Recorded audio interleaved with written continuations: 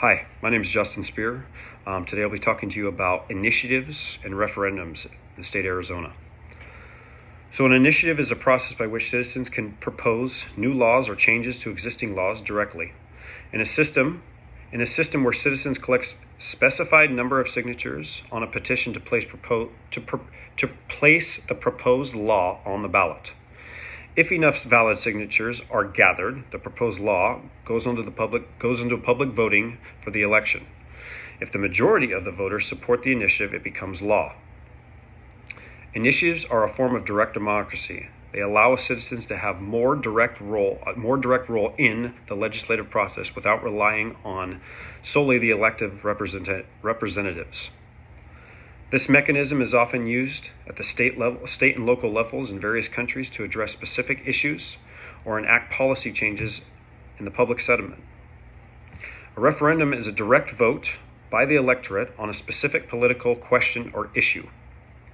Unlike an initiative, which involves citizens proposing new laws, a referendum is typically initiated by the government. The government submits a particular proposal or a decision to a public for approval or rejection. Referendums are a form of direct democracy that allows citizens to have a directly say in the important decisions of their legislation. These decisions can range from constitutional amendments to significant policy changes. The outcome of a referendum is determined by the majority vote, with citizens casting their ballots to express support or opposition to the proposed measure. Referendums commonly used at the various levels of government to ensure public input on key issues. So I'm going to explain how initiatives and referendums are created in the state. Initiatives and referendums are mechanisms of direct democracy that empower citizens to participate in lawmaking decisions in the process making. Here is how each is typically created. Okay, so initiatives first. Citizens or interest groups propose new laws or changes to existing laws. The proposal is often included in a detailed draft of the law they wish to enact. There's a petition. Supporters of the initiative collect a specified number of signatures for the eligible voters. The required number varies depending on the jurisdiction and is usually a percentage of the total votes cast in the last election. Verification. So election officials verify the collected signatures to ensure they meet the required criteria. The placement on the ballots. If a petition is successful, the proposal law is placed on the ballot for public voting during the election. If a majority of voters supports the initiative becomes a law. So now moving to referendums. They start with government proposal. If a referendum is in a referendum, the government proposes a specific law, policy, or constitutional amendment for approval or rejection by the public. Before beginning to submit the public for a vote, the legislative approvals process varies by jurisdiction. Public vote. This is when it takes place, the public vote. The proposal is presented to the public on a ballot during an election. Citizens vote to either accept or reject the proposal measure. When it comes to the outcome, if the majority of the voters support the proposal, it becomes a law or is implemented. If the majority opposes it, the proposal usually is enacted. Both initiatives and referendums provide avenues for citizens to directly influence laws and policies, either by proposing them as initiatives or by approving or rejecting government proposals in referendums. So we're going to compare and contrast initiatives and referendums, kind of give you a comparison. So when it comes to initiatives versus referendums, an initiative, it's proposed by citizens or interest groups. And a referendum, it's proposed by the government or legislative body. The content involves suggesting new laws or changes to existing laws in an initiative. In a referendum, it involves government proposed laws, policies, or constitutional amendments. The petition side of it, supporters gather signatures to place the proposed law on the ballot in an initiative.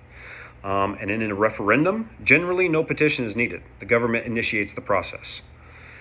For the purpose of it, it's usually to empower citizens in the initiative legislation for an initiative. And then on a referendum, the purpose, it allows citizens to approve or reject government decisions. The application of it offers flexibility for citizens to address specific issues in an initiative. And in a referendum, it often is used for significant policy changes or constitutional amendments. Some of the commonalities in both of these, they both involve a public vote during an election to determine the outcome. Both are forms of direct democracy, enabling citizens to participate directly in the decision-making process. The outcome is determined by a majority vote. Both contribute to the legitimacy of laws, policies, and by involving citizens in the decision-making process. So discussing some of the pros and cons of this. Let's go with referendum first. Okay, so we'll start with the pros for referendum. Direct public involvement. Referendums allow citizens to directly participate in the decision-making process. The legitimacy. Decisions made through referendums often carry high level of legitimacy as they reflect what the people want. Checks and balances. Referendums can serve as a check on government power, ensuring that significant decisions have public approval. Clarity. Successful referendums provide a clear mandate for the proposed law or policy, reducing ambiguity about a public support. Constitutional changes. Referendums are commonly used for constitutional amendments, ensuring broad public support for fundamental changes. So now the cons of referendums. Complex issues. Citizens may lack the expertise and knowledge of understanding some of these issues and complex that they're voting on, and may lead to misinformed decisions. Manipulation of public opinion. Campaigns leading to referendums can be influenced, and they can be biased and give biased information, causing more inaccurate voting. Majority tyranny. There's a risk of majority tyranny, where the rights of interests of minority groups might be overlooked if the decisions are solely based on popular vote. Policy complexity. Some policy decisions are inaccurate and interconnected, making it it's a challenge. It becomes a challenge to capture the full complexity of some of these referendums, and making it, again, hard for people to understand the complexity of it and get to an accurate vote. The cost and frequency. Conducting referendums can be costly. Frequent use might strain resources, a lot of time, a lot of bodies, a lot of manpower. And so again, unintended consequences with referendums. Voters might not fully anticipate long-term consequences of the decision. So we might be voting on something they don't understand the long-term effects to. So pros of initiatives. Citizens empowerment. Okay, initiatives, again, it empowers citizens to directly propose and shape laws, allowing for a more active role in the democratic process. Addressing public concern. Initiatives provide a mechanism for citizens to address specific issues or concerns that might be overlooked. Flexibility. Initiatives offer flexibility in responding to emerging social issues or political issues without relying on the legislative action. Puts a check on legislation. Initiatives can serve as a check on the legislative branch, okay, ensuring that public has a direct means of influence for policy and decisions that are made. Encourages civic duty. Engagement in our civic duty. The initiative process encourages civic management and engagement for people, fostering a sense of community. It allows people to have a say in what they're voting on. So now cons of the initiative. So it's complex. And again, citizens might lack expertise and full knowledge of the topic. Potential for manipulation. These initiatives process can be vulnerable to manipulation.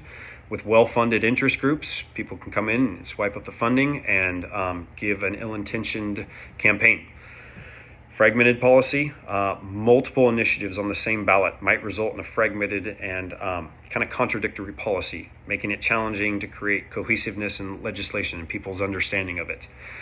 Bypassing deliberation. Initiatives bypass the deliberative process of legislation bodies, potentially missing the benefits of thorough debate and consideration. They limit accountability. The originators of the initiatives might not be held accountable for the initiative that they have created. The potential for voter confusion. Voters may find it challenging to fully grasp some of the concepts and legislation that's being implemented, which can cause to, again, an inaccurate vote. So in the last part, explaining how initiatives and referendums support the idea of direct democracy is, in the Arizona State Constitution.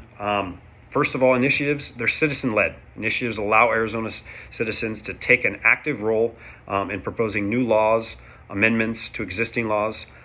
It's direct participation. Through initiative, citizens directly participate in the democratic process by gathering signatures, proposing legislation, and ultimately voting. It's flexibility and responsiveness. The initiative process enables Arizona state electors to respond flexibly to emerging issues or concerns that might not have been addressed by the legislative. This embodies the idea of citizen responsiveness. And then with referendums, public approval or rejection. Referendums in Arizona involve presenting specific laws, policies, or amendments to the public for approval or rejection. Check on government action. By allowing citizens to approve or reject government proposals, referendums serve as a checkpoint on these actions of elected officials, aligning with the principles of direct oversight. The constitutional changes. In cases where referendums involve constitutional amendments, citizens have a direct say in shaping the foundation and principles of the state. This reinforces the idea of direct democracy. In summary, both initiatives and referendums in the Arizona Constitution align with the concept of direct democracy by enabling citizens to directly shape legislation, participate in decision-making, and hold government accountable through their votes on proposed laws and policies. These mechanisms embody the democratic ideals of citizen engagement and representativeness outlined in the Arizona Constitution. Thank you for your time.